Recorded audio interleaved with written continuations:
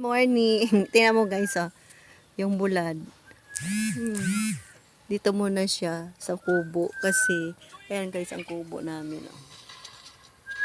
Dahil ay makulimlim, kinuha para medyo maulan siya. Ayan oh. Biglang umulan ang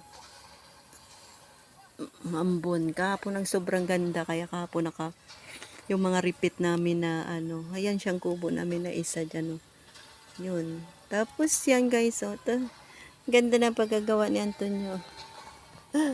Ganda oh. Diba, diba, diba. Diba oh. Hindi siya magulo. Pulido ang pagka-banig niya, banig-banig niya. Cute. Ang bulad na danggit.